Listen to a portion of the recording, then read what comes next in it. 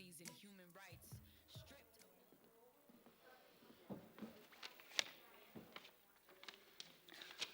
Good evening, and welcome to the Longmont Museum, Center for Culture in Northern Colorado, where people of all ages explore history, experience art, and discover new ideas through dynamic programs, exhibitions, and events.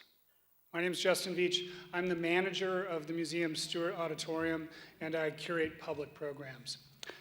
It's really good to see you all here this evening. Thanks for coming out, for venturing out amidst the COVID. We appreciate you. I'd like to thank all of the people who make these programs possible: the Scientific and Cultural Facilities District, the Stewart Family Foundation, our Friends of the Longmont Museum, our many donors, and members, our museum members too. Any museum members with us this evening? Hey, thank you. If you'd like to learn more about what it means to become a member and support the museum, please stop by the front desk on your way out the door, or grab me and I'll tell you all about it. I'll talk your ear off. I'd also like to thank our media sponsors, KGNU out of dear old Boulder, and the Longmont Leader, your source for online news here in Longmont. Thanks for your support. Before we get going, I want to read to you a statement that's recently adopted by the city of Longmont regarding the original inhabitants of this land we currently occupy. We acknowledge that Longmont sits on the traditional territory of the Cheyenne, Arapaho, Ute, and other indigenous peoples. We honor the history and the living and spiritual connection that the first peoples have with this land. It is our commitment to face the injustices that happened when the land was taken, and to educate our communities, ourselves, and our children to ensure that these injustices do not happen again. Thank you. This evening's program is being offered as part of our Voices of Change series, which is a multi-part, ongoing, perhaps forever kind of series, which is co-presented with the Longmont Multicultural Action Committee. I'd like to thank LMAC and especially Adriana Perea for their continued support of the series. This evening marks part 3. The series itself is dedicated to furthering the cause of diversity, equity, and inclusivity here in Longmont and Boulder County. We are particularly honored to be joined this evening by 5 leaders from Boulder County and beyond to discuss the lingering impacts of slavery and the effects of systemic racism upon our daily lives and shared reality, reminding us along the way that we're all in this together. I'd like to welcome back our moderator from our last Voices of Change conversation, my friend Norma Johnson. Norma is a spiritual healer, writer, poet, playwright, performance artist, speaker, and facilitator, whose creative background informs her distinctive presentational form of racial justice activism.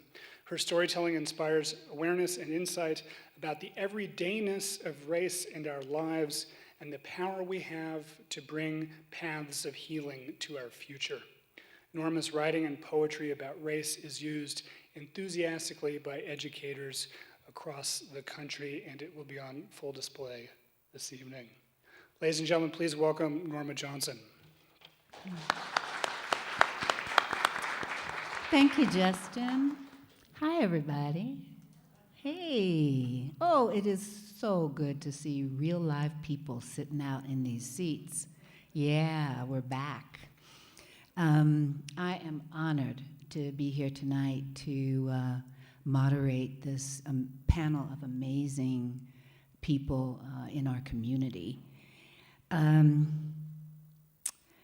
I'd like to just, maybe each of you, if you just introduce yourself to whatever extent that you'd like to do that, a little bit, just to let us know what your work is, and or what brings you here, and then we kind of have our theme this evening: Black Lives Matter. I'm going to say that again. Black Lives Matter. Okay, that's our theme this evening. So each of these folks here have their own special wisdom and expertise in their arenas that they're going to share a little bit about Black Lives Mattering. And I think I'm going to start us off with a poem. Okay? And this one is called What's in Your Bones? There comes a time when silence is betrayal. Quote by Reverend Dr. Martin Luther King, Jr. This quote by Dr. King caught more than my eye. It ferociously caught my heart. And then it proceeded to navigate a complex journey to someplace deep down within my very bones. I felt a shudder that forbade me to turn away, at least not without consequences. I had a deep intrinsic knowing that the path to liberation comes through the journey of what lies buried and silent in our bones. And when no voice is given, it continues a silence in our bones and in our children's bones and their children's bones. It has no agenda of its own. We create those. Its timing is eternal. It's merely a holding place for our fears. Silence is the gatekeeper. Dis-ease and unrest are the rumblings signaling a shifting of the buried contents. It's a crossroads, a place where past, present, and future meet, a place where ancestors and descendants recognize their value for each other, where what was and what is, when merged, can transform what is becoming. Our silence, it's a dare and a threat. And buried within it is a garden of unimaginable beauty and power and strength. What do we tell ourselves to maintain the silence? What do we yearn for that propels our breaking it? Silence is not quiet, y'all. It screams and hollers and pushes back and denies and changes the subject. It buries and alters truths and devalues our humanity and our relationships with each other.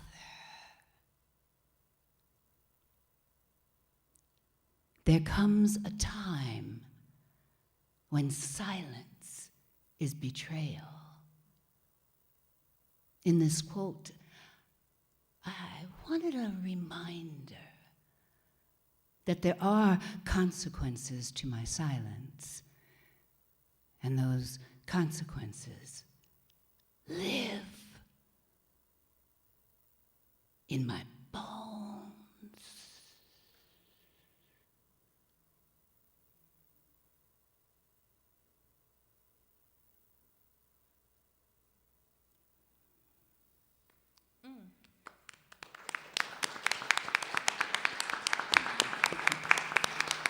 Thank you. So, I'm just gonna, just so you know who is up here, like the very, very, very basics of who's up here. We have Ryland Rebaca. Reiland. Did I say it wrong again? I'm sorry. Reiland Rebaca. He is the director for the Center of African American Studies and professor of African American and Caribbean Studies in the Department of Ethnic Studies, CU Boulder. We also have Dr. Robert Atwell, who is a psychologist in private practice with offices in Denver and Boulder, and past president of the National Association of Black Psychologists.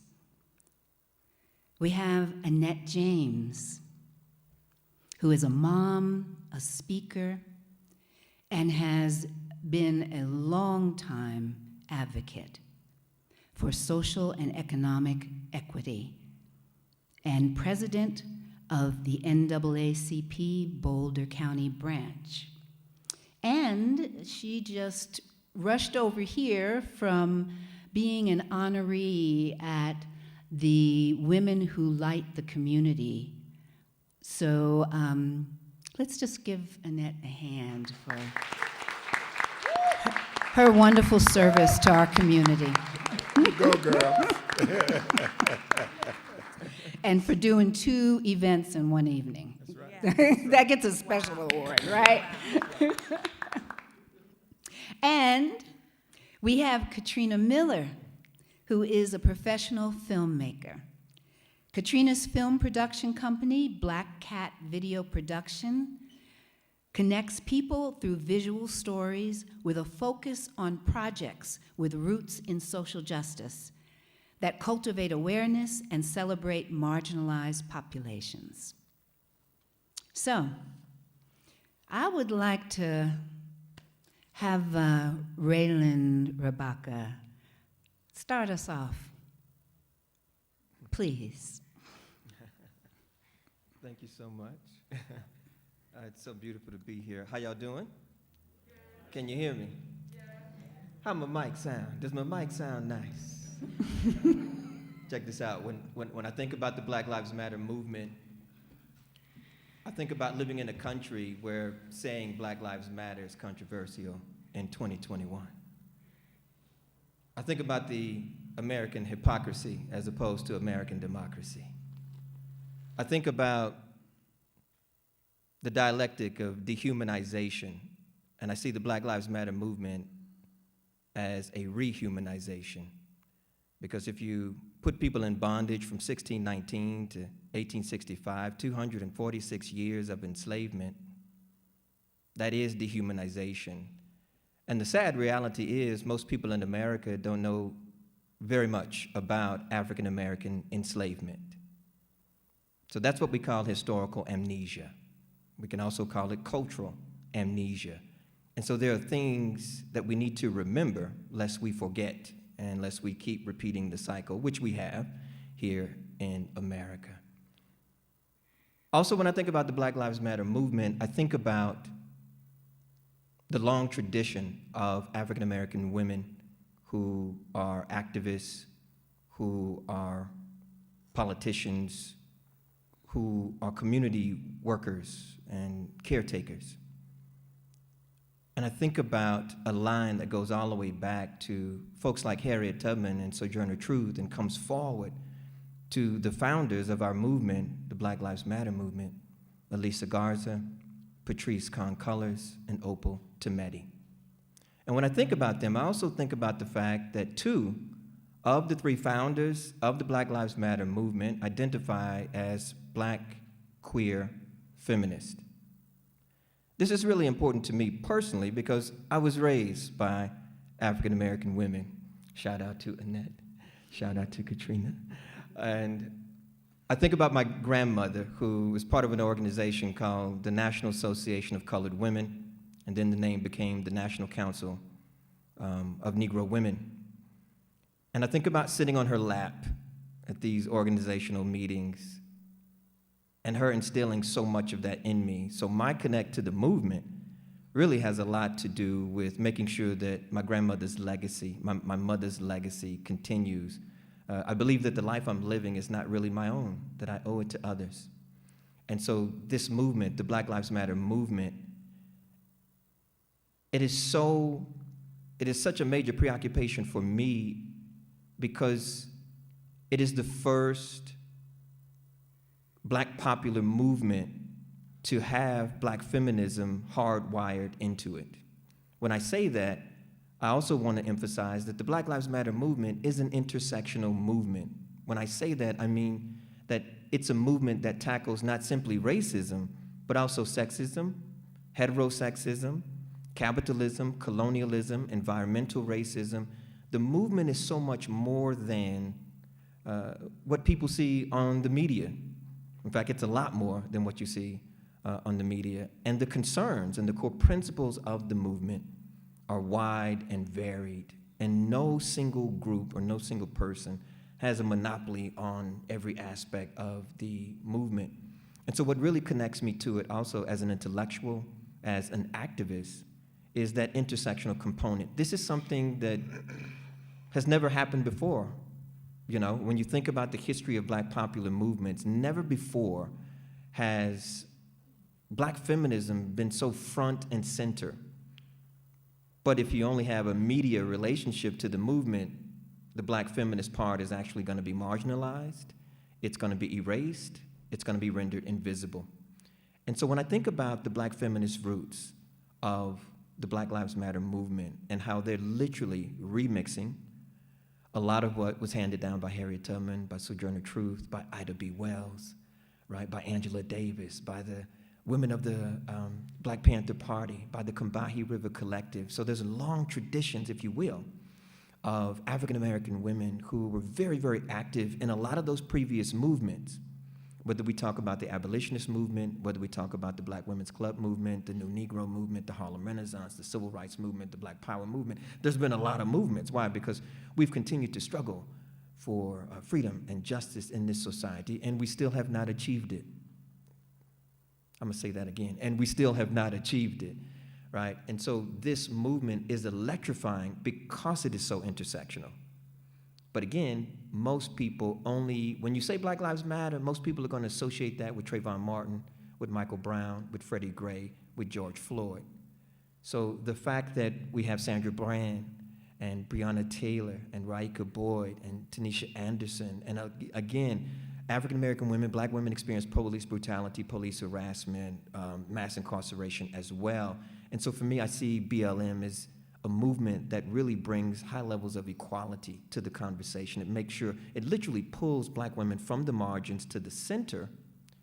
And in doing that, it allows all of us to explore a deeper part of our humanity. You know, that those parts of us that we've all been influenced by African-American women, by Black women, and we rarely say something I just told my mother before I came in here, thank you. We rarely say that, we rarely honor it, we rarely acknowledge it. And so for me, being a member of the movement, this is really something to make sure that I can be a bridge from one generation to the next. And I see the movement, BLM, as a remix, particularly of the civil rights movement, a lot of those principles, of the Black Power movement, of the women's liberation movement, also, thank you, also of what was called at that time the gay and lesbian liberation movement as well. As you all know, there were some strong environmental movements going on in the 70s and in the 80s as well. And BLM brings a tangle of different things together and remixes them. And so again, if there's one thing I'd like to really underscore is the multidimensionality of this movement. Most people only think of it in very sort of one-dimensional terms, and it's actually a lot deeper than a media soundbite or a Fox News story or a CNN news story can do justice to in 3 minutes and 30 seconds. But anyway, thank you so much. That's my share. Ooh, thank you. All right. Thank you, Reiland. You know, as you're taking this in and connecting dots to the different things that people are going to be speaking about. Know that we will have a Q&A at the end. It's going to be short, but if you're formulating questions, based on these. So again, thank you, Reiland. And in particular, that type of connect the dots that you just did with our Black women throughout history being advocates. So thank you for that. Maybe next, Bob Atwell. Maybe you can help us bring this all around into our humanity. What makes us human in this, and why haven't we been considered human, fully human? Thank you. Welcome. I'm honored to be here. I was surprised when Norma invited me to join this panel. I don't see myself as being a particularly significant person in Boulder County. I've been here a long time. My first trip to Boulder was in, I believe, January of 1979, or it might have been November of 78. And I came up with a friend and got introduced to some folks who lived here, and we became friends.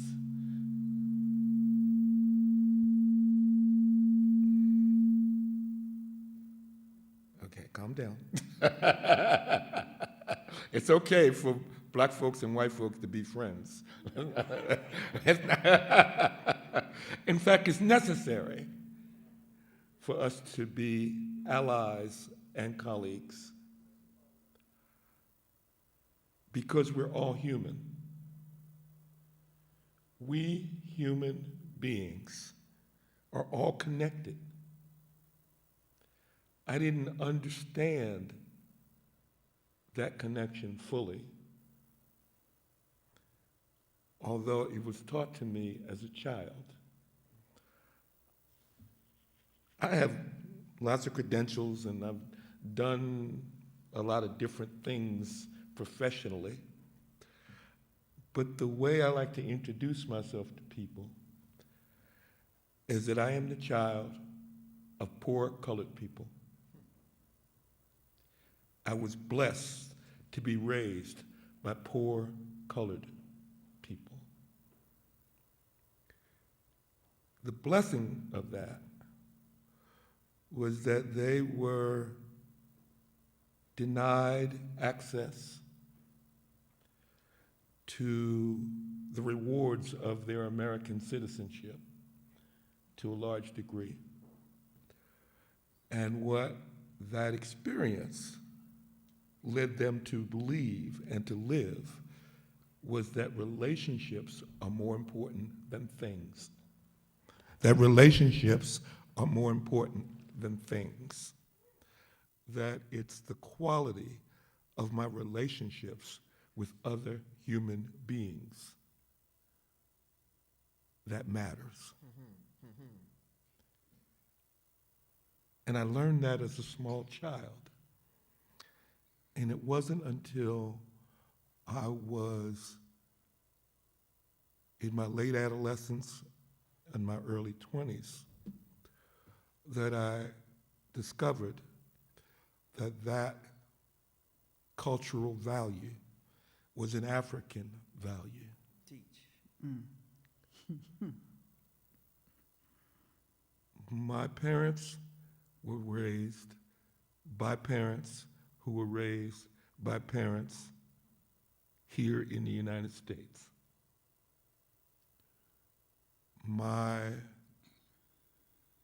DNA, according to Ancestry.com, Watch out. traces back my fam all the way to Africa.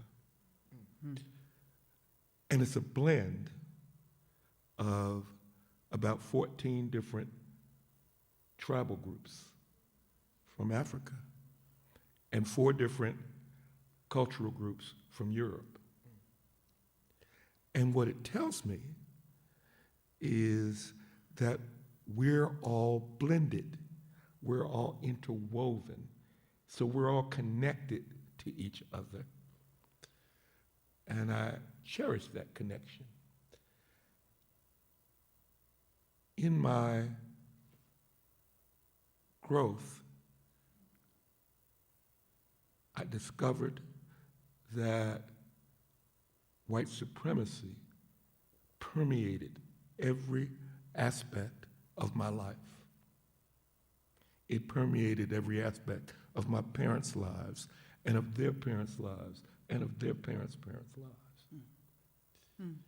And when I discovered what I discovered when I was reading an old newspaper clipping that one of my cousins sent me, was that my great-great-grandfather was a veteran. And he was a veteran of the Civil War. Wow. And I went, really? You mean Captain John was a veteran of the Civil War? And I said, well, so that this colored man fought to try to overthrow white supremacy. And the way we carry ourselves, if we're allies, is when we fight white supremacy. And that crystallizes in the phrase, Black Lives Matter. And I tell people that with all that I've learned, what has benefited me most was discovering that we've always had allies in this fight for the humanity of Black lives. And so I point out to people that the station masters of the Underground Railroad were white. That there were white families who put their entire family at risk by assisting slaves who were escaping enslavement. And they were aware that this was a crime against humanity, that enslavement. And that enslavement began legally and in mass scale in 1453. Not 1619, 1453. And it was sanctioned as a strategy to increase the power and the scope of the church by a papal bull in 1452. That's right. That commanded the Christian kings of Europe to initiate a new crusade to take back Jerusalem and to reduce all of the Saracens, the Muslims who fought with Saracen, to perpetual slavery, and to reduce anyone to perpetual slavery who did not accept Christ as their individual Savior. They were not only given permission to do it, they were commanded to do it so that the church could regain its power.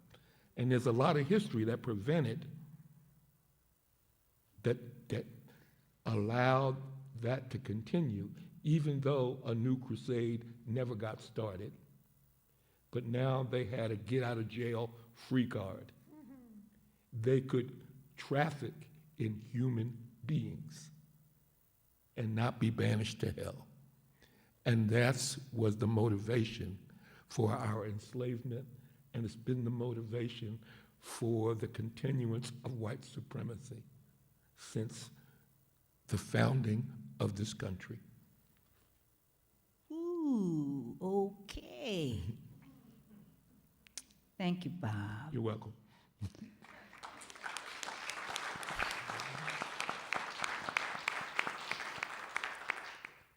Y'all taking that in?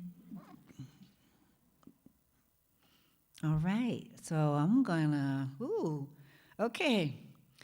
This is a lot. Annett, why NAACP? Then, now, how long has it been? Fill us in on this particular form of movement. Thank you. Thanks for being here with these esteemed folk. So let's just start out the way it really was. A man was lynched today. A man was lynched yesterday. So there was a flag that, black like the drapes here, that flew in the New York City NAACP's office that said a man was lynched yesterday. So lynching was the foundation for the establishment of the National Association for the Advancement of Colored People. So there was a group of blacks, white, and Jews who were outraged at this barbaric ongoings and decided to come together and to try to stop it. So that led to the founding of the NAACP in 1909. Now, there were some really forward-thinking individuals, handful, 8 people or so. W. Du Bois, Ida B. Wells, Ovington, Moskowitz. Of course, my favorite is Ida B. Wells. We share Mississippi in common. So Ida B. had been writing about the horrifics, the barbaric nature of lynching before the establishment of the NAACP. And we throw that word around a lot, lynching, right? So lynching, what do you conjure in your head? But when you really think about lynching, I mean, there's something really insidious about it. You got people who bathe their children, comb their hair, pack a lunch, and go to watch this spectacle. That's pretty amazing because as a mom, we want to protect our kids from these horrific, scary kinds of occurrence. But this was excitement, entertainment. Even so, they wanted to take away a souvenir. Give me a lock of hair, some charred skin as a souvenir.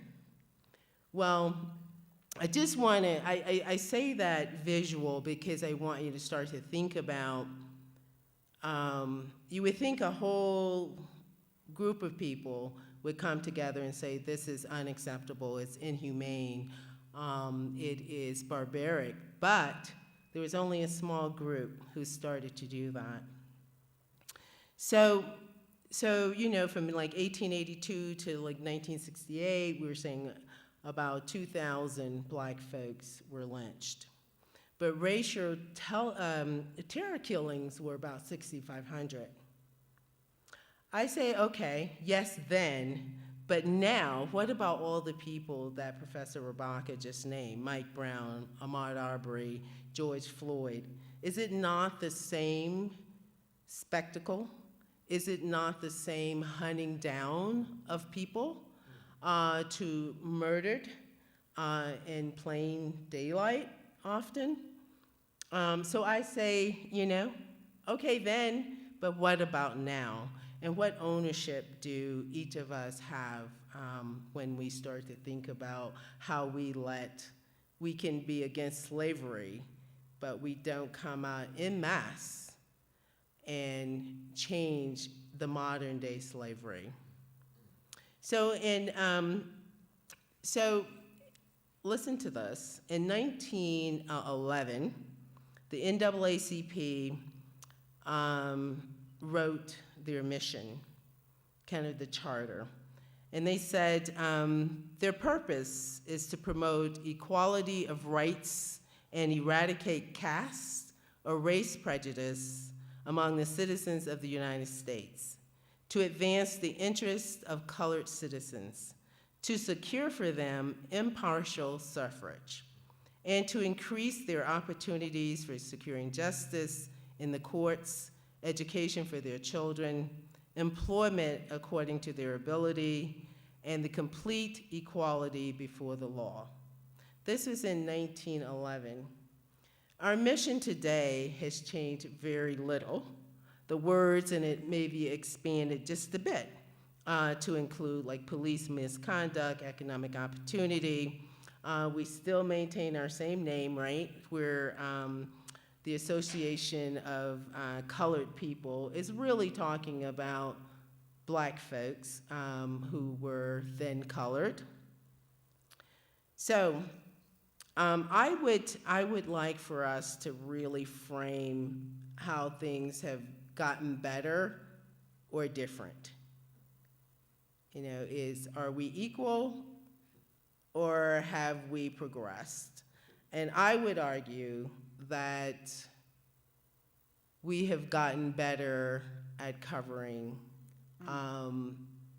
the inequities or justification for the inequities that Black folks still suffer in this country, be it education, politically, certainly economically, safety.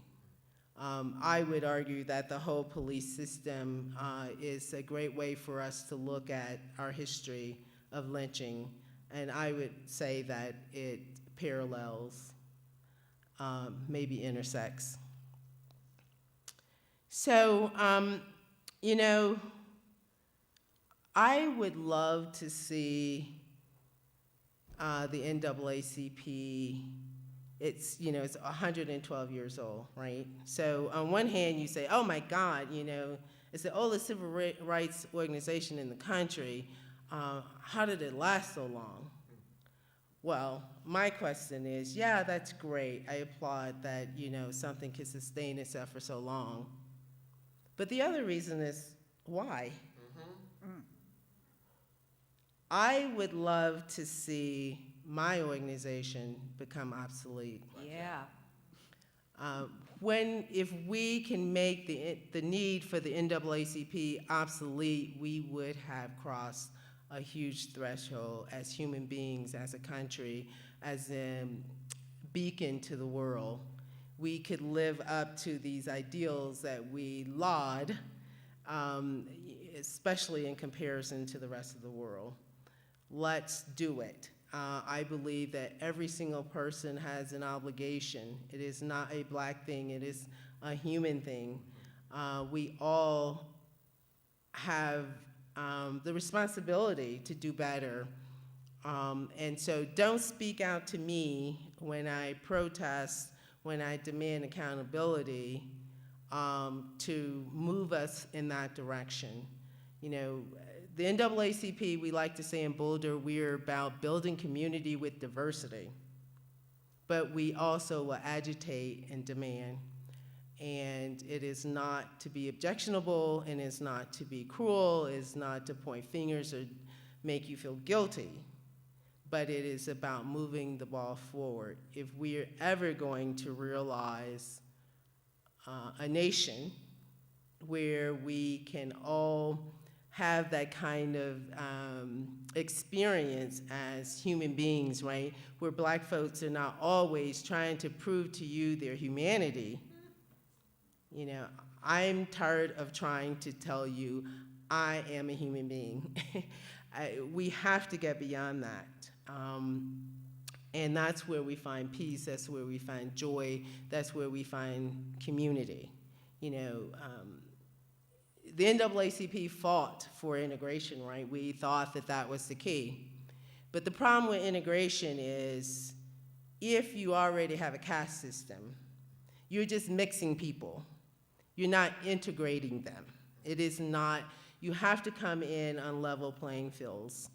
And that's what in the NAACP is trying to get people to see, that equality matters. You're not a loser if you believe in equality and if you work for it. I would say you're the biggest winner of all. The return on that investment is safety. It is joy. It is the ability to come to, my party and feel completely at home. It allows me to walk in a store and not be a suspect. It allows, all of us, those basic human traditions or things that we think makes us good people. Everybody deserves that, and that is the work of the NAACP. Woo!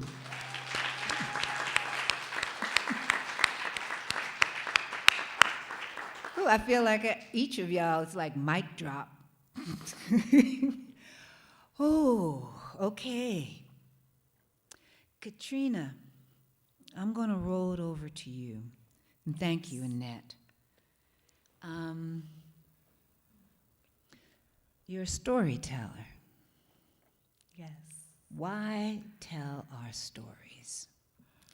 Yes, well, first I want to say that it is an honor to be here with everybody on this panel. I am a behind-the-scenes person as a filmmaker, but I felt like it's important for me to be here and to speak on our stories. I've lived in Longmont for 14 years, and I raised 2 children that go to school here in this community, so it's important for me to be here. So I do want to tell you why our stories matter. When I say our stories, all of our stories matter, but the topic tonight is Black lives, so that's the context I'm going to speak from tonight. When we share our stories with one another, we create an opportunity for understanding between each other, and an opportunity to be in another person's footsteps, to create empathy, to understand where they're coming from. Research has shown that the best way to eliminate bias is by heightened awareness. And one of the best, ways to have heightened awareness is to take in stories. In the mid-1800s, Uncle Tom's Cabin was written. This book did not age well at all, but at the time when it came out, it had quite the impact on the population. It was the most read book at that time.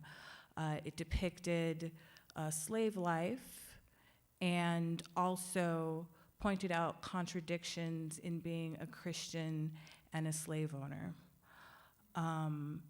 This made a lot of white people at the time think about what it meant to be a slave owner and Christian and how that even added up to anything. A year later, the Civil War happened, which led to the Emancipation Proclamation and different amendments which were supposed to improve the status for Black people. Let's go 100 years after that. We have the Civil Rights Movement going on. People are in their homes watching peaceful protesters fight for their equality, demonstrate for their equality, and to see them met with brutality on the television, that really upset a lot of people when they saw this play out. Sounds a little familiar. That led to the Civil Rights Act, the uproar that caused. We look in 2020 at George Floyd, when we're all in our homes. We all saw this man murdered right before our eyes. It broke us right open to see this. And it's caused us to move again. These stories are important because, again, it brings in this human element. And I feel they're so important, and I'm so inspired by especially these 3 moments of mediums in history, that now I am making a film as well. I'm making a film called This Is Not Who We Are, which looks at race and inclusion in Boulder County, because me and my film team believe that problems with racism and microaggressions, police brutality, it's systemic issues. Boulder has the same problems as the rest of our country, and Boulder is just a microcosm of that. And so what we're doing in my film is talking to multiple community members, African American community members of all different demographics about their experiences.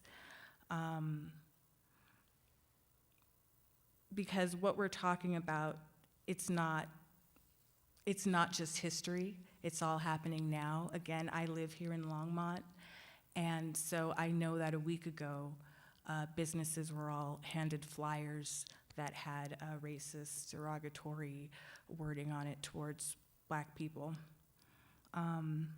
But because it is, the powers that be say that it's protected under free speech, so it's just going to continue to happen. And I'm going to tell you that as an African American person, as a mother, that terrorizes me. And it is hard for me to even allow my children to really like ride their bikes around the neighborhood, because when I see things like that, I don't know who in the crowd hates me, who in the crowd hates us, just because of our skin color. So it's important, again, to share these stories. 2 minutes, okay. So my son, when he was in first grade, had an incident at his school where he was being made fun of because of his skin color and his curly hair. And the school actually handled it very well. In talking to the other child's mother, I found out that she is an ally. She has done a lot to try to help all people. And in raising her child, she thought that if she didn't talk about the horrors of racism and didn't bring that up to him, that he just wouldn't be racist, just like magic, just like that. But she learned from the experience that she needed to inform her child so her son could be an advocate. She needed to tell him the stories.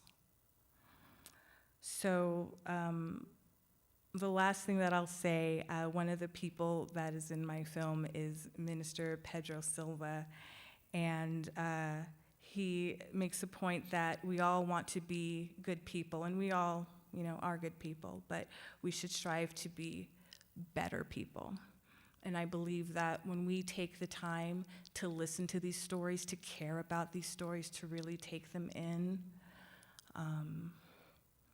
that's going to lead us to be the community that we really want to be. So, thank you.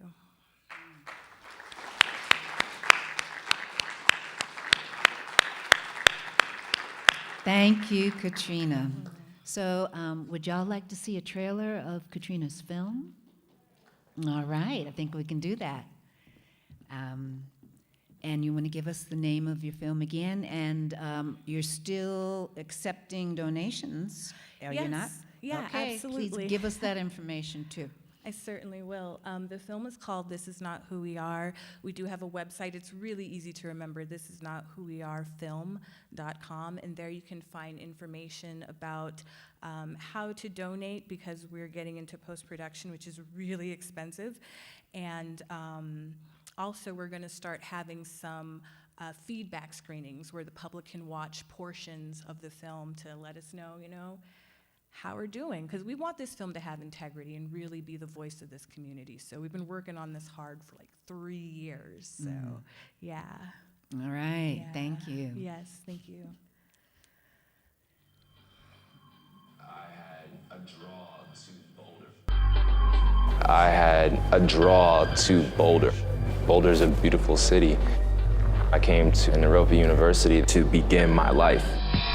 You have a dangerous object in your hand and you're failing to put it down. Put it down. You're being detained. Your hand is on your weapon and you're gonna shoot me?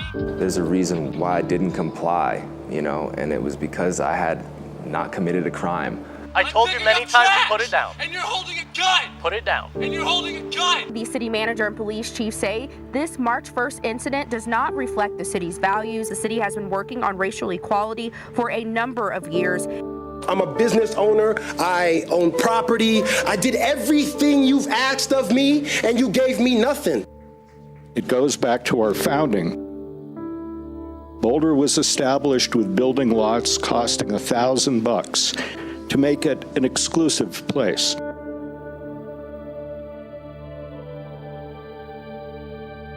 The first African Americans lived usually on the fringes of the community because it was the cheapest land in town.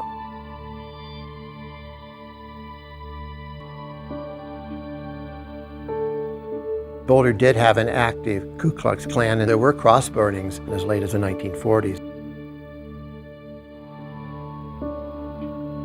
It was a small but strong African American community when we arrived back in 1969. This was my home.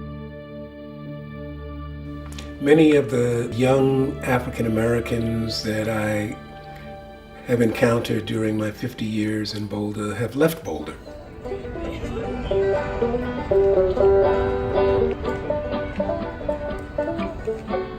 The happiest place in America is Boulder, Colorado. Boulder, Colorado. Yeah. And it has nothing to do with weed. Nothing. That is the most annoying thing about Boulder, is that Boulder thinks it's better than everywhere else on Earth. People like it here. They're comfortable. Everyone else looks like them. Everyone else perceives the world the way they do. And so if people don't see it as a problem, then there's going to be no efforts to change something that they're fine with. I think that we have to call into question the conception of beautifying Boulder. Even if it's not conscious, if we keep raising the prices, if we keep raising the taxes, if we keep doing all these kinds of things, you're obviously going to box some folks out. So then it becomes institutional racism, even if it didn't start out that way. 1, 2, 3, trouble!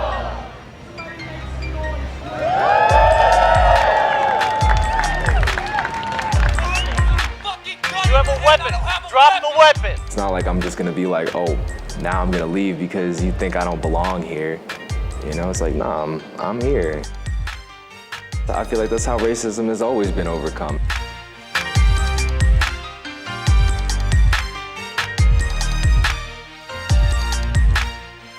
This entire world has changed. Like, there is no going back. The capacity is here if we stick with it. If you really had the good intention, you'd step back and let us lead, and then you would play a supporting role.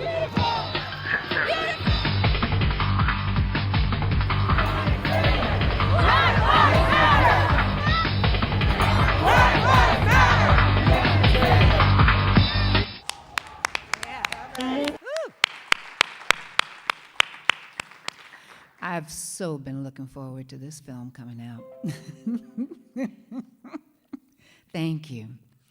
Whew, so much was said here. You know what I'd like to do is just, you know, because we all said something, but we also all listened. And I'm curious, what kind of things are going through your mind as other people were speaking? What things were kind of highlighted for you, and why? Anybody want to jump in on that? It occurred to me that we're not a monolithic people.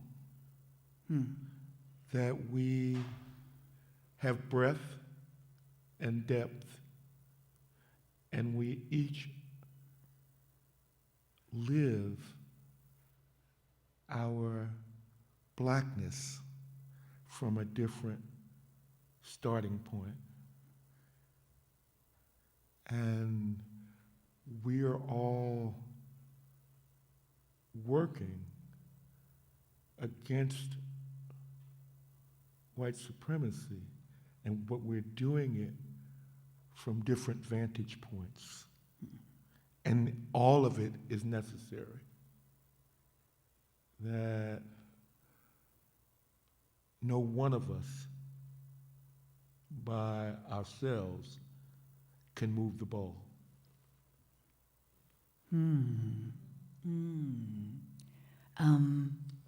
Okay, rolling with that, I'm going to throw something else out.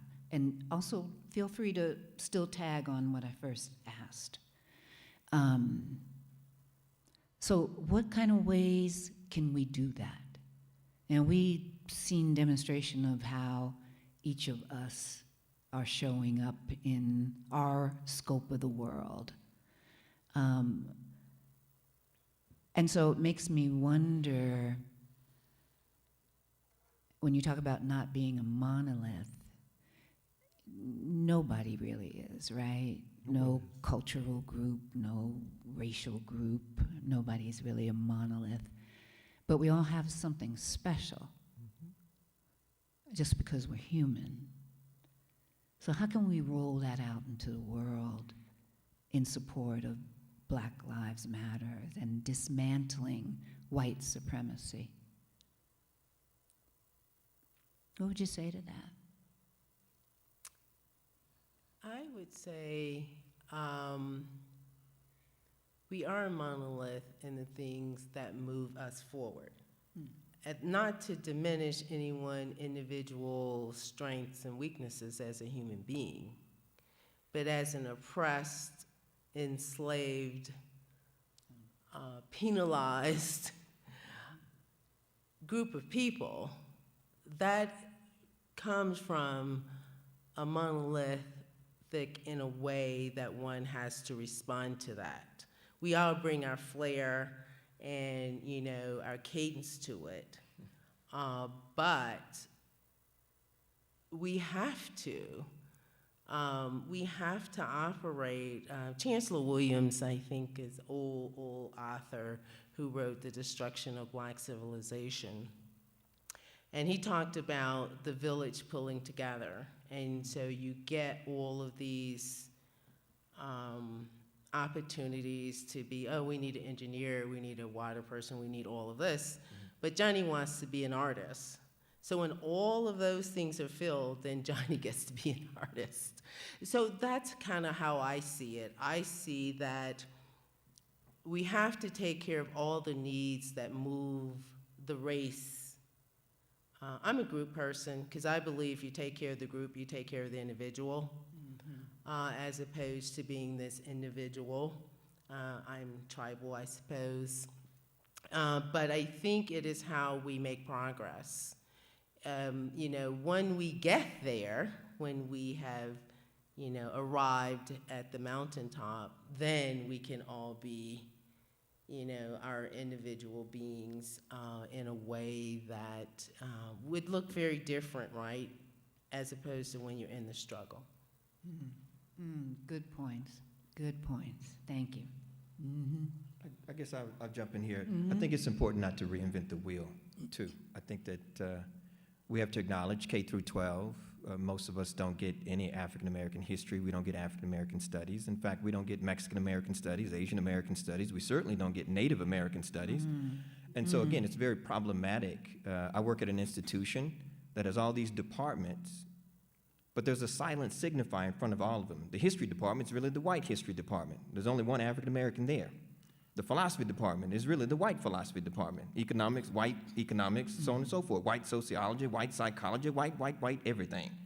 And so the reality of the matter is, unless we're willing to have some candid conversations about how we really grapple with the fact that it's almost as if everybody else is racialized except white people. See, they are raceless.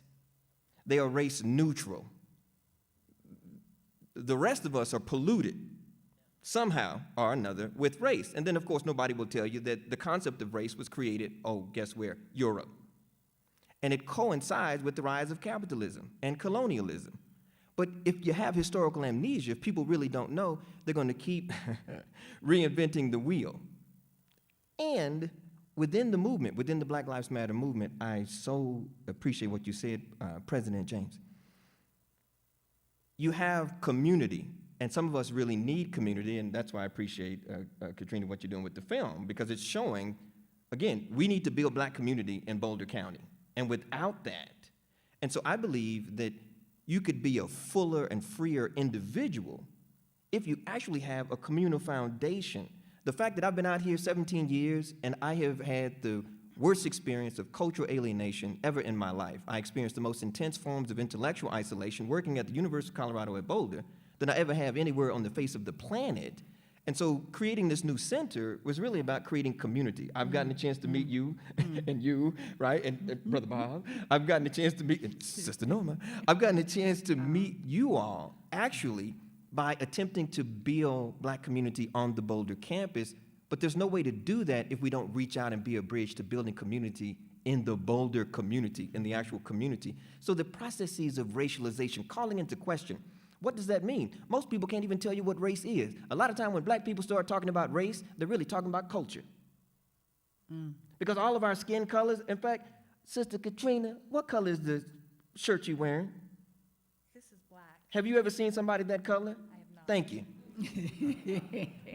And when I see somebody with a white t-shirt on, I've been all over Europe, I've never seen somebody as white as one of them t-shirts. That's a social construction. We need to understand how we buy into it. And the problem in Boulder is that they will privilege sensitivity surrounding gender and sexuality in ways that they will not grapple with race and class.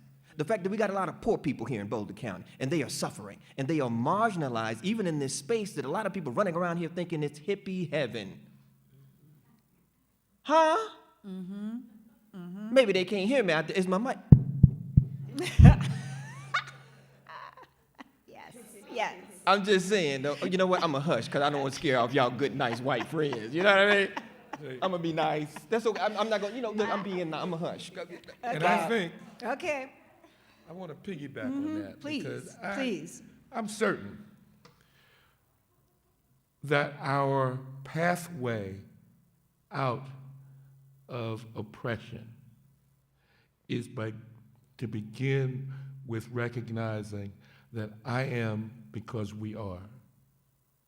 And because we are, it allows me to be who I am. Yes.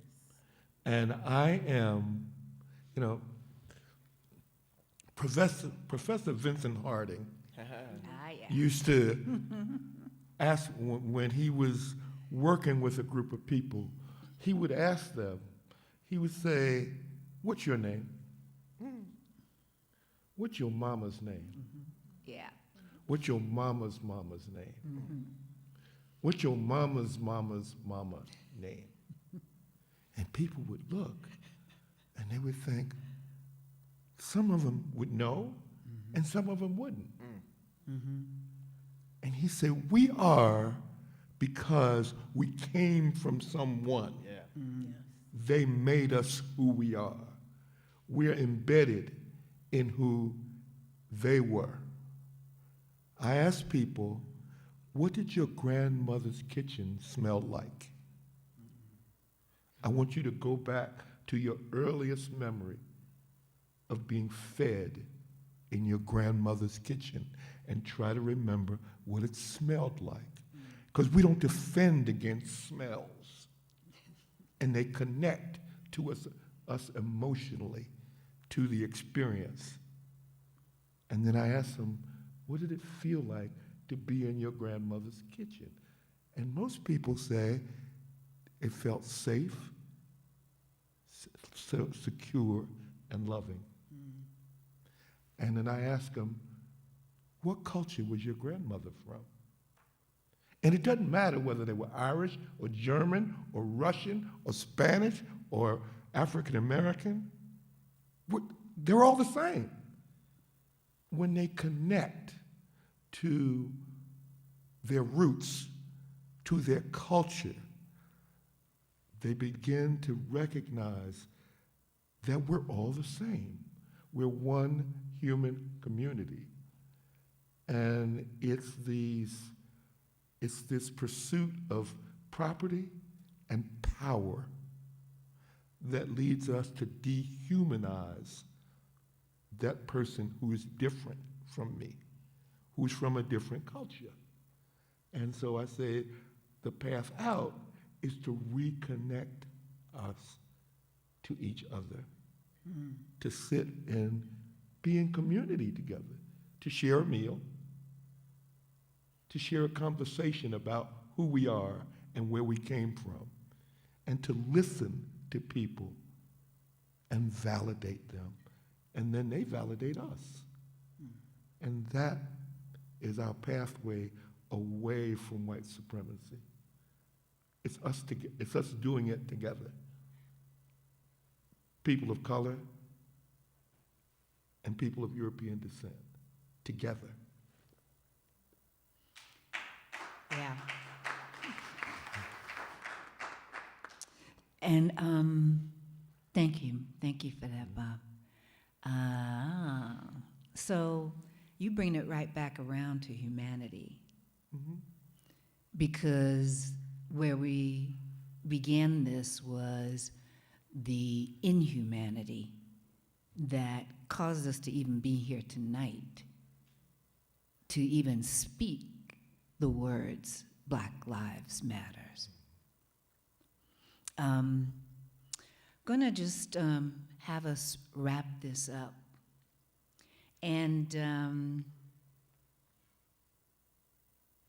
I want to let me just ask you, is there something that you want to add to this conversation? I know this topic and what each of you bring is so rich that, you know, we have not, I want to acknowledge, we have not had enough time here to explore that in depth and the richness that it deserves.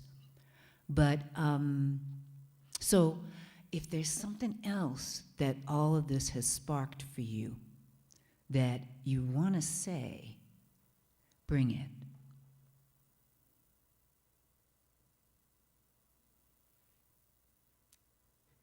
I'll just kind of piggyback on Dr. Atwell's comments, you know, that beloved community that he described. That is the goal, right? I think it's the goal of humanity. Dr. King talked about it. All great thinkers, I think, who care about the life of the human species have talked about that, right?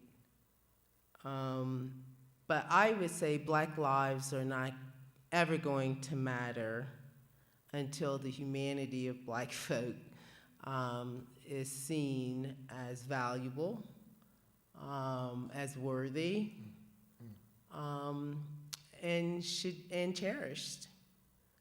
And I'm all about building the beloved community. But I would argue that to do that, I don't know the evolution of the human psychology or the human condition that would allow for that beautiful, beloved community. So I say, what do you do in the meantime? I'm over being abused, and I would say that most Black folks are over that as well. So what we try to do as an NAACP currently and certainly in the past is to look for ways that we can legislate as much fairness and equity into the system, because that seems to be more immediate than the evolution of the human species around creating fairness that's not based in scarcity and power and dominance and borders. So those are my efforts. I'm always open to build community. Some of you know anyone can be my friend, but I also know that to do these things en masse, it requires more than, you know, our generosity of spirit in welcoming. It requires some structure, some foundational structures.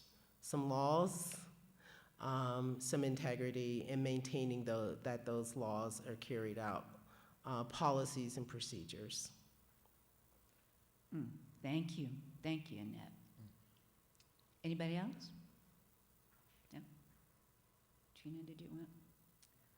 Sure. There's so much I could say, but I guess one thing that is very important to me is that when these stories are shared, that we listen and listen actively. It's not as important to be right, but just to really try to find that humanity. Again, to be a better person, not just a good person. Nobody wants to say, that they've done anything racist. And I know that even my film has brought up defensiveness in a lot of people, but that's not my point. I'm not trying to make people angry. I really just want people to understand the perspective and what we're going through and what we're up against, so a true allyship could be made. So that's one thing that I always tell people in my conversations is just really listen. There's no need to try to always be right or to be defensive about anything.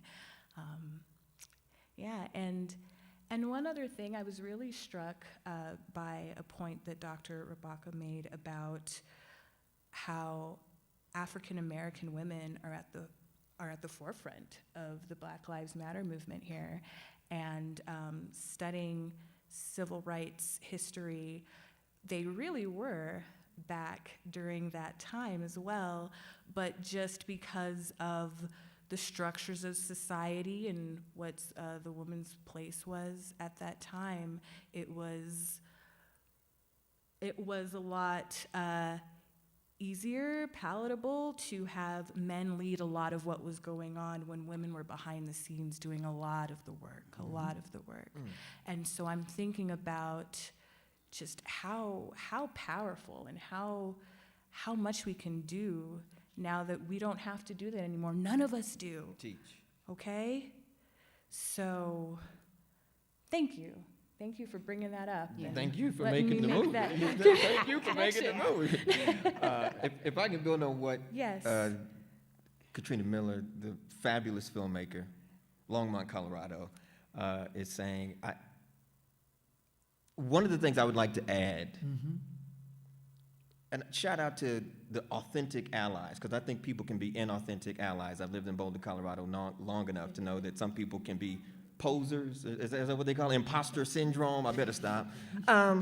So shout out to the allies. I think that it's important to make sure that doesn't become a buzzword in Boulder.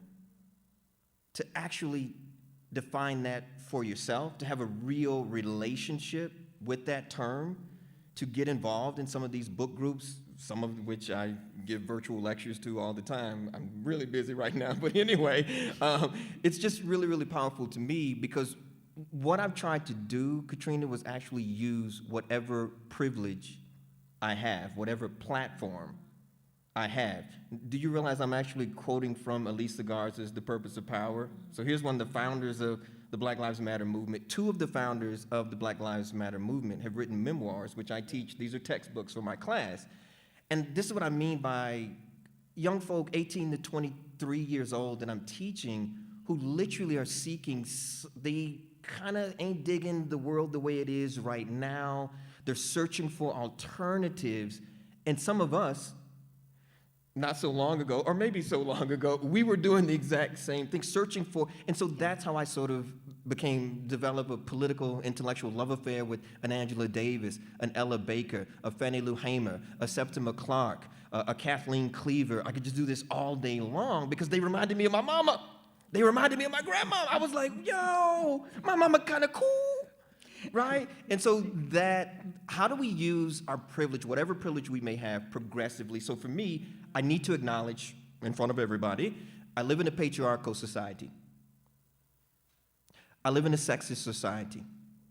How do I use whatever male privilege I have to make sure that sisters and women-identified folk who are marginalized, that I understand some things about the center and the margin. How do we stand up and show up for others? And so exactly what I'm trying to do here, this is exactly what we're asking our allies to do. They may not have ever been called the N-word. They may have never experienced anti-black racism, which is a very specific form of racism, right? That black folk experience. That's a really different kind of racism, you know? But how do we show up? So the use of power. Straight folk, how do you show up for queer and trans people? People that have been in the United States a long time, how do we show up for immigrants? Let's talk about the Haitians right now, Texas, what they just did, right? Folks with disabilities. How do we show up? How do we show up for folks who are differently able? How do we show up? Right now, Commerce City is one of the most polluted zip codes in the United States of America. How do we become more committed to environmental justice? All of these are part of the basic core principles of BLM, but if most people don't really know about the movement, or they just think we're a bunch of young, angry black folks shouting, they're never really gonna see like, wow, this is about police brutality, this is about mass incarceration, this is about the new Jim Crow, but it's also about trying to achieve a post-patriarchal society. It's also about somebody like me who's been teaching hip hop for 25 years. It's also about me criticizing misogyny and rap music and hip hop culture. What if the movement is so much more? And I hope, and I think I've learned a lot from y'all. You know, I'm a musician, in case anybody haven't figured that out. I am a musician. I try to practice the art of listening. This is something my grandmama taught me, though, but she would go out there and say, give me a big switch. You gonna listen to me, right? But it's one of those things where, for me, that can be one of the most healing things when our allies actually fall back and realize there's a lot more spaces they have to get their messages out there, to speak their special truths to this world. We have so few forums, so few spaces. So shout out to you, Sister Norma, for putting this together. Brother Jay, Brother Justin, thank you for doing this. We have so few spaces. And then everybody in this audience, I love you little round heads for coming. You know what I mean, man? I feel like Marvin Gaye sometimes. You know, I feel like John Lennon. Imagine. You know, I'm trying to imagine a whole nother world. But yes, I really think along with, I showed up today, this first in-person thing I've done since the pandemic started. I showed up today because I'm still silly enough to believe that I can change the world. I can't do it by myself. President Annett James of the NAACP Boulder County, my sister, soldier, right?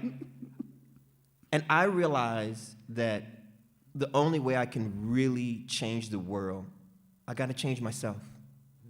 And so I'm open to coming here and to listening to people and to dialoguing with them. And like, let's have some civil conversations about the kind of world we know what we don't want.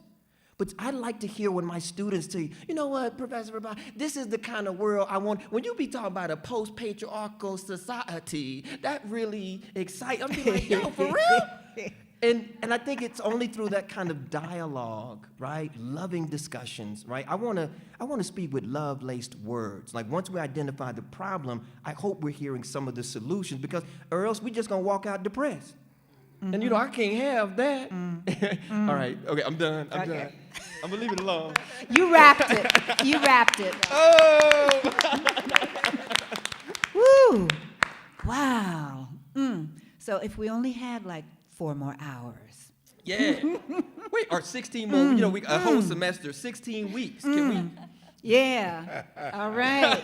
So do we appreciate what these folks amazingly brought to us tonight? Do we appreciate that?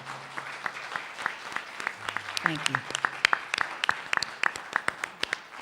So we've got a little bit of time for Q&A.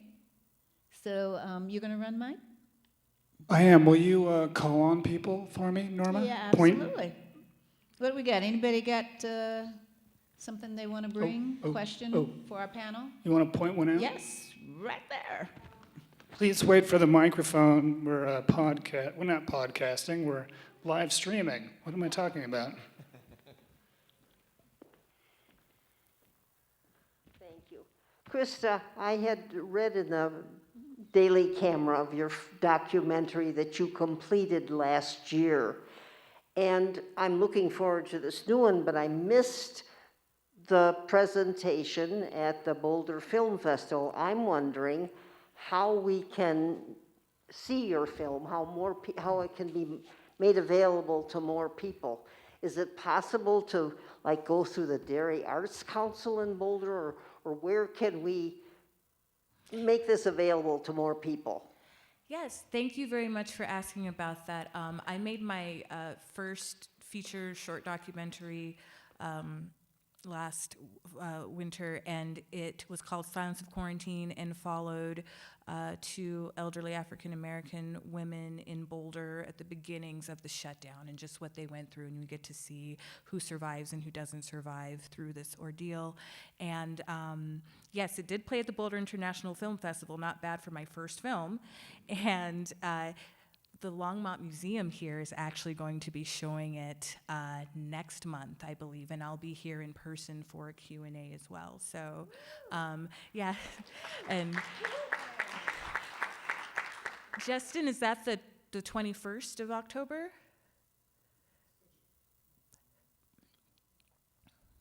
Such a great question here. Okay. I'm looking on the. It's on the website for sure. It's October 21st, ladies and gentlemen. Yeah.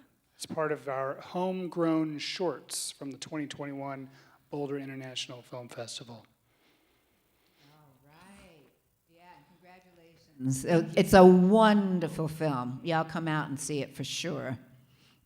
Any other questions? The one in the back there. Yeah, thank you all so much for showing up and giving this talk. Yeah, so I guess every single one of you kind of gave like an insight, some sort of familial story, and I just took away like there's this great importance on like epistemological knowledge and like this foundational base that like colonial Western America has devalued so heavily in like the way that we teach teach history. So I guess I was just curious to hear y'all's insight on like, what do you think are good ways to like start like making a space for storytelling in schools, in like CU Boulder institution, because like that's equally valuable, if not more valuable, to written history. So I just was curious about that.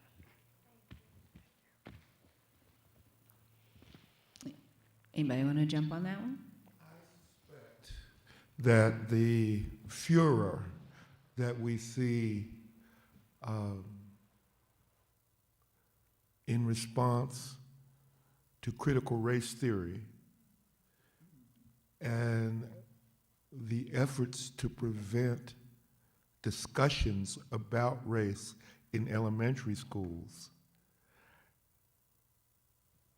is there because that's where we need to begin. People start drinking the Kool-Aid as children. They get saturated with misinformation. And so that the re-education has got to start with the children. It can start later. Mine started when I was 16.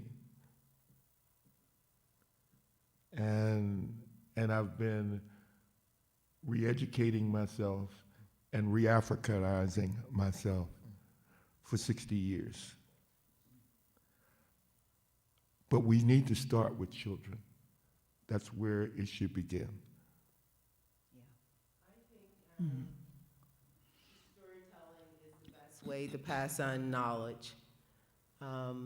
It's how I learned everything. My punishment from my grandfather was strawberry ice cream and a story. So if you did something wrong, he was ahead of his time, I'm pretty sure. But those are the things that I remember. Those are the things that imprinted me. I would argue those things is absolutely who I am. If you get in trouble at school, you got, caught ditching school, the first thing you had to do was come in, get 2 bowls of ice cream, go on the porch, and you got a lesson in the values that was expected in the family, in the community, in your culture. So I think that stories is the key, really, to getting our message across to children. We talk about building self-esteem, so we read them, or, having these great imaginations, so we read the fairy tales, right? So it's all about stories. We need more. And the oral tradition is also extremely important. Can I jump in here? Please. This is so powerful. You ask a question and you drop epistemology in the question. Thank you for that. Right. Getting heady up in here. I would say that just understanding that there's a double duty. My mother taught us that not only did we need to deal with the curriculum that K through 12 or whatever university was coming with, but to not be afraid to develop a love of learning, and particularly to develop a reading regimen. So even somebody like me from the projects could have a passport to an education because of a public library. So shout out to all my colleagues, Boulder Public Library. Some of y'all know I love Boulder Public Library. I've never seen a library that looks like a coliseum, and I've just never seen rich people library before. In the hood, it's just like broom closet. So anyway, this is rich people library. I didn't even know. I just like, this is a Taj Mahal or something. So anyway, so the whole double duty, making sure that you're not just reading the books that your teachers give you. And you're looking at a professor. I challenge my students to make sure they don't take my word for it. Go and check it out for yourself. At the end of the day, you've got to do the knowledge. And again, coupling with the oral tradition, coupling those with the stories. But the 21st century, I have to train students to have book knowledge, but also street knowledge.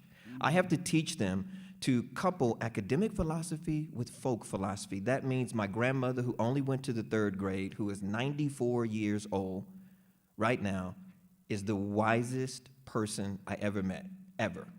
My grandmother. Nobody in my family ever went to a college. They never went to universities.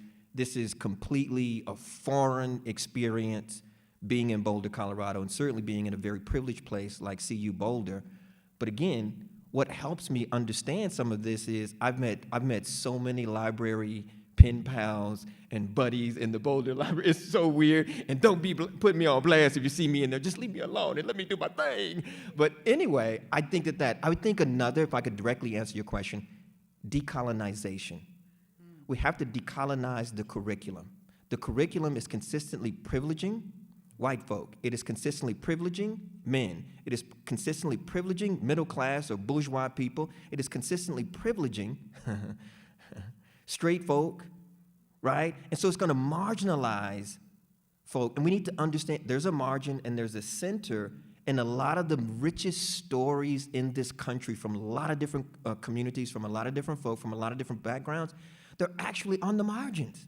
They're not making movies about them. They're not making TV shows and all these kinds of things about them. I geek out over those stories. And a lot of the students that come to my class, they have really unique stories, or their parents do, or their grandparents do, and some of them begin to geek out about their own life histories. And so the power of narrative, the power of storytelling, but also interpretation. Because when I read Harriet Beecher, I was like, what's up with the black people? Somebody ain't right. And so always asking ourselves things from different positions, different perspectives, I think that also is part of us rehumanizing ourselves as well. Absolutely. There's a Nigerian writer, Chinua Achebe, who says, stories, I think that stories are not just meant to entertain us, but that our lives depend on them. So. Okay, so I think I'm raising my hand.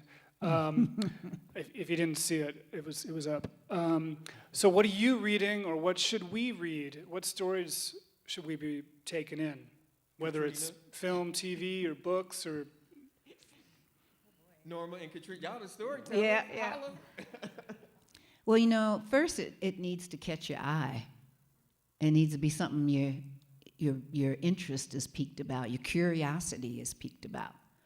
And it has to do with seeking resources that you don't usually do. If you want something to be different, you got to do something different. So where haven't you been looking for the material that you read, that you watch? Check those places out and see what's there and be curious about it.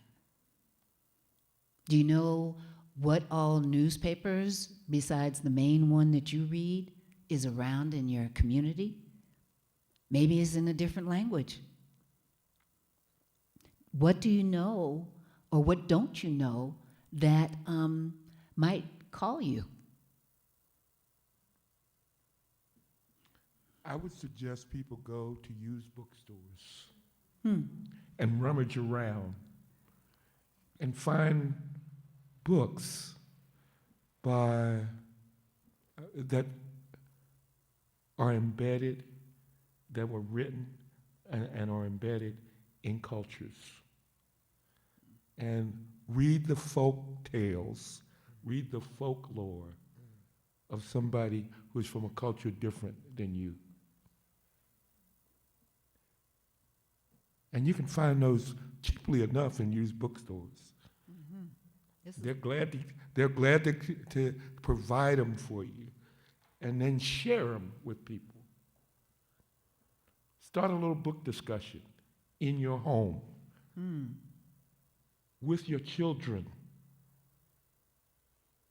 and let them learn something about what Jewish people are saying about being Jewish, what Puerto Ricans are saying about being Puerto Rican, what black people are saying about the experience of being black.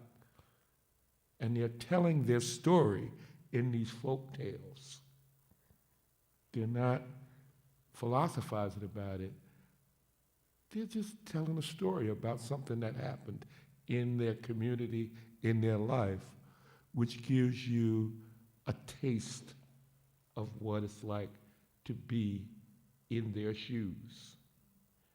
And that way you begin to learn that we're not that different. Most of us want the same thing. We just go about it in a slightly different way. And we're privileged differently. And so some people have to work harder to achieve it. I would offer a couple of readings. If you have little people in your world, I would go back to, speaking of folk tales, The People Could Fly, which is an anthology of some really cool things, before the robotic time, but imagination for little people. For academics, like all of the Boulder folks, I would recommend From Here to Equality, which is recently out, maybe in the last year. Yeah. Darity, I forgot his first name. I think it's William Darity. It's co-authored, he and his wife. But this is a really good strategy to start to look at reparation for Black folk. I think it is time for our country to start along that path.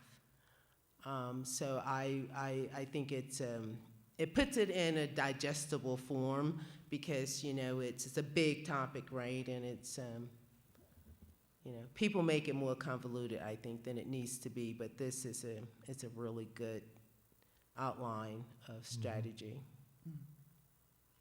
And I would like to add to that in the normal course of your life, if you're sharing stories, if you're sharing books and material and information with each other or with the children, then make sure you have something to compare with what we're learning about white people. If you're talking about inventors, what other inventors are there? if you're talking about scientists, if you're talking about medical, if you're talking about skateboarders, if you're talking about all of those things, what other stories can you bring as well? So I know that Dr. Rabaka is going to have something to add to this, but did you know that this movement has a soundtrack, that there's music to it, that's also expressing our stories? Beyonce's Black is King, Run the Jewels hip-hop album.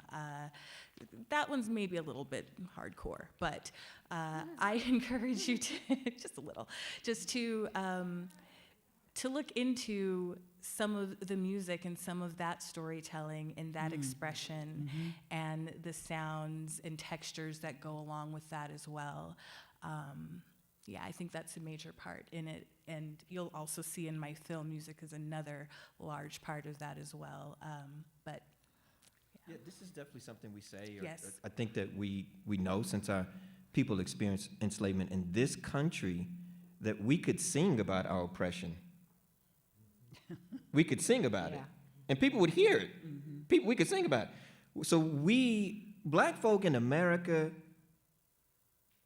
can implicitly sing what we cannot explicitly say. Right? Woo! I love the way you put that. This is, now again, I'm going to be really honest. This is straight from my book, Civil Rights Music. So that's not, so that's from my book. So anyway, I looked at the major musics of the civil rights movement, and it just blew my mind that they, even during racial segregation, they could sing about oppressors, about, let my people go, this and that and the other. They could sing it. But if they say it, they might get lynched, shot, anything else. In terms of book, y'all have come to a panel on the Black Lives Matter movement, so I would be remiss if I didn't shout out some of my key textbooks. Making All Black Lives Matter by Barbara Ransby. That is a phenomenal, it's one of the key herstories of our movement. Again, the memoirs by the founders of the Black Lives Matter movement. I'll start with Patrice Kahn-Cullors. Her book is called When They Call You a Terrorist. So anytime black folk rise up, we're going to fight for our rights. They're going to say that we are militant, we are wrong. We're to have white folk in the Tea Party get mad and begin to fight for their rights and all that. They're great American patriots. But don't let a brown person do it.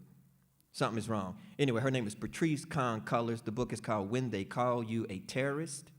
And then lastly, Alicia Garza. Her book is called The Purpose of Power. Alicia Garza, The Purpose of Power. But I think anybody seeking to know a little bit more about the movement, I think that there's something really phenomenal going on, that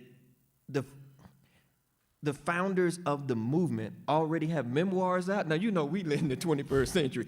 They got web pages and everything. I mean, it's an extraordinary thing. During the Harlem Renaissance, I don't know if the actual Harlem Renaissance folks was just already, have memoirs out and all that. But anyway, so it's truly, truly extraordinary, the books by Barbara Ransby, Patrice Kahn-Cullors, and Lisa Garza.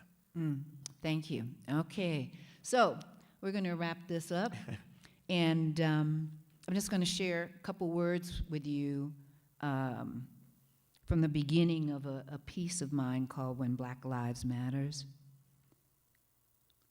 I got to thinking about that saying I grew up with, the one that was known and shared in the black community. It was a warning, a piece of humor, a guideline for navigating the world of colorism and racial terror that we lived within. It was a statement of white supremacy and the established hierarchy based on it. It was based on a song. If you're white, you're all right. If you're yellow, you're mellow. If you're brown, stick around. If you're black, get back, get back, get back. But what if we turned that hierarchy on its head and based human value on the significance of a black life? Thank you.